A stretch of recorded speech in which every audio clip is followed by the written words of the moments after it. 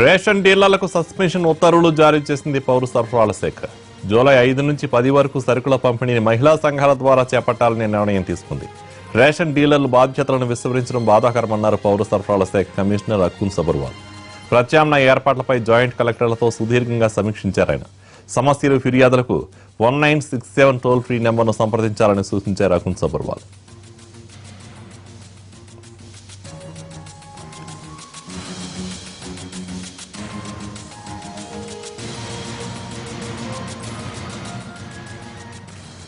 Ration డీలర్లకు suspension ఉత్తర్వులు జారీ చేసింది పౌర సరఫరాల శాఖ. జూలై 5 నుంచి 10 వరకు సరుకుల పంపిణీని మహిళా సంఘాల ద్వారా చేపట్టాలని నిర్ణయం తీసుకుంది. రేషన్ డీలర్ల బాధ్యతలను విస్మరించడం బాధాకరమన్నారు పౌర సరఫరాల శాఖ కమిషనర్ అకున్ సబర్వాల్. ప్రత్యామ్నాయ ఏర్పాట్లపై జాయింట్ కలెక్టర్లతో సుదీర్ఘంగా సమీక్షించారు ఆయన. సమస్యలు ఫిర్యాదులకు 1967 టోల్ ఫ్రీ నెంబర్ను సంప్రదించాలని సూచించారు అకున్ సబర్వాల్.